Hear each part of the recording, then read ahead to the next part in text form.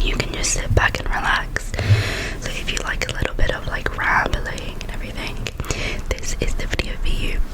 So yeah, before we get started, don't forget to like, comment and subscribe down below.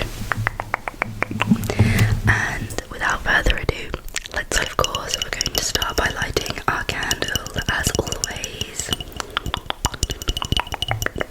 We've used so much, look, it was full hit here, but to be fair, I've had this candle for quite some time, nearly a year, and I use it for all my videos. I think it has a good 2 months left in it, which is quite surprising because I literally use this all the time. But yeah, it's good to know that it's held up well. So we're going to light our candle so we can have more of a cozier vibe.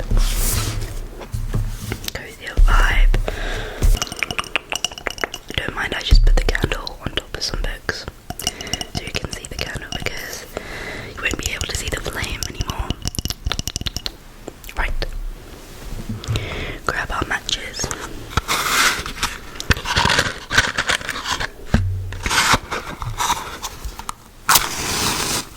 Just like so. So I hope you all have been doing well and been staying safe.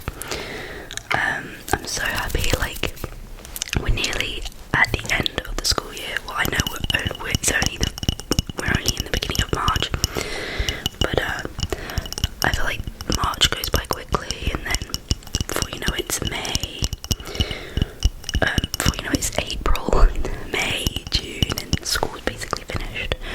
So I feel like as soon as the good weather comes around, you just feel like you just know that the school year's nearly over.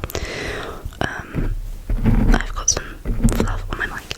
So now that we have lit our candle and I hope the vibe is a bit more cozier, we're going to do a little bit of tapping before we get into the reading.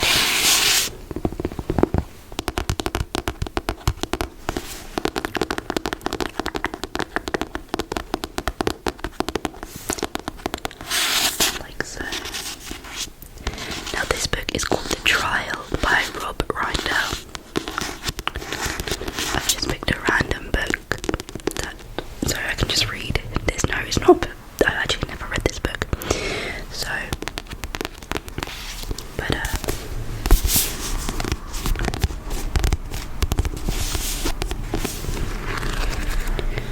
I haven't actually done a book reading in quite some time, so I thought, let's just do it. I personally really enjoy filming them, and yeah, so I'm gonna get on with the reading now. Okay, so now that we've got the settings and the position of the mic good, let's begin the reading.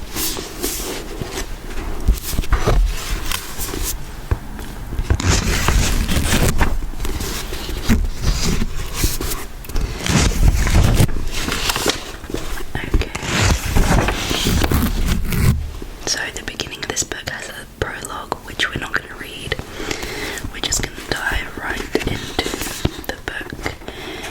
If I need to be careful because of my candle, book and fire it's not a good mix. So let me just try and find the first page.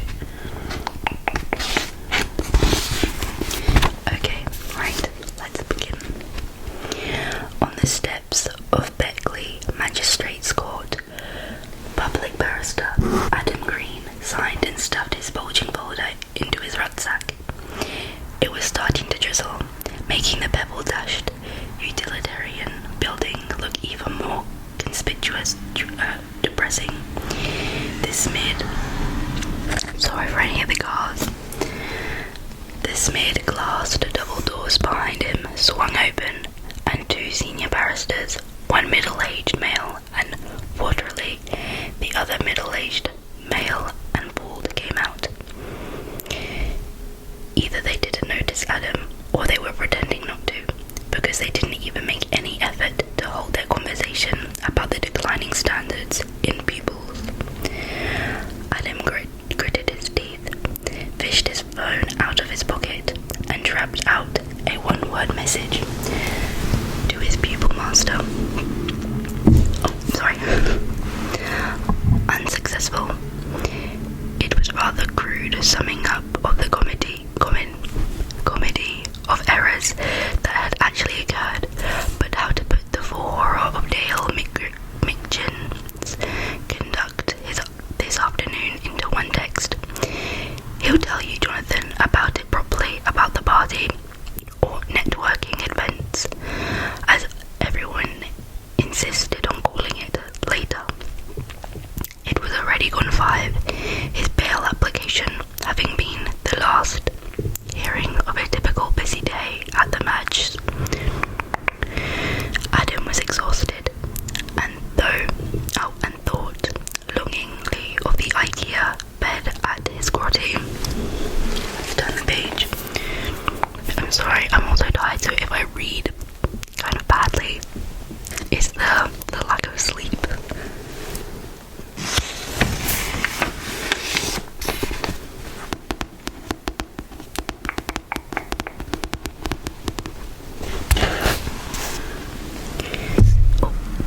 Bedsit on a hollow road, but that wasn't an option because the party or networking event organised at Chambers by the chief clerk, Tony Jones, was 3-line whip, and at this rate Adam was going to be late.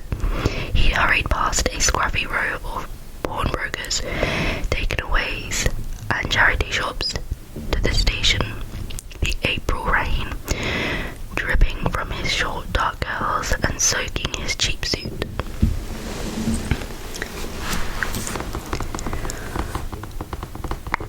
He prayed to a God that he didn't quite believe in, that he would start to get some better luck soon. Becoming one of 2 selected from 400 applicants to get a prestigious pupillage at the Stage Court Chambers meant he'd used up quite a bit of luck already, and yet now he was here. It turned out that getting in was the easy part. Staying was harder. Pupillage was essentially a year-long job interview for a covered tenancy, a permanent spot at Chambers, and he was already more than halfway through, without much to show for it. But after all, the hard work, the debt, the sacrifices his mum had made, failure wasn't an option. Breaking into a run, Adam reached the station platform just as the train to London Victoria was pulling in.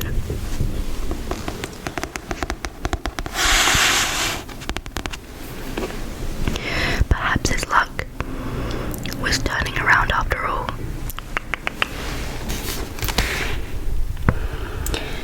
The train wasn't busy.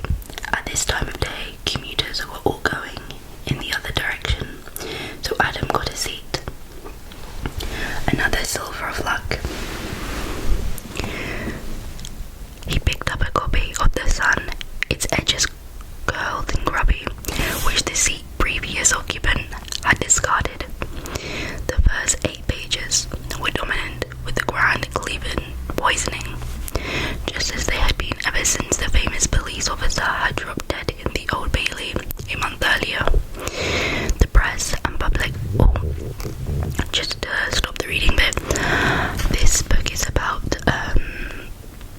trial, about, it's a court case. It's about from the book cover it's pretty obvious.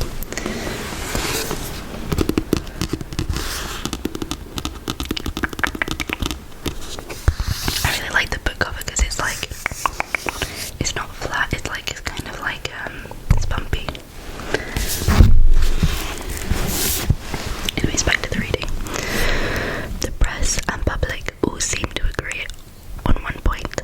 There was only one thing worse than the murder of a police officer, and that was the murder of a police officer who was also minor celebrity. Maybe celebrity was the wrong word. Clevedon hadn't exactly courted the media's attention.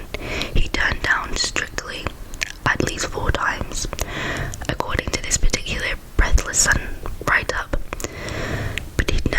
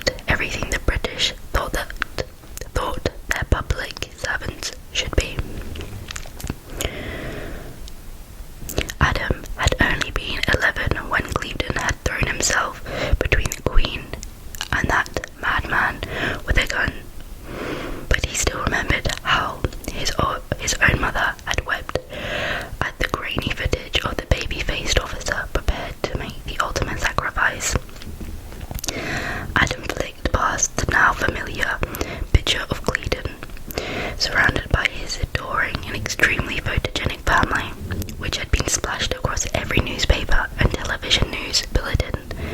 It showed Cleveland on an idyllic beach, barefoot, with his legs stretched out in front of him. His arm was around his wife, Natasha, her honey blonde hair ruffled just so by.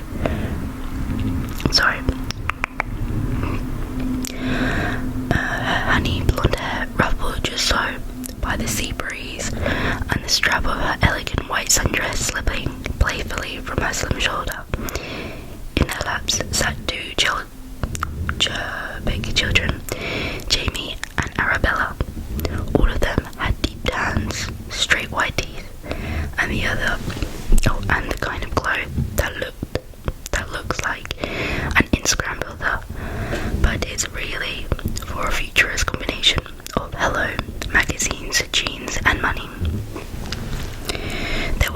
There were plenty of whizzings and snack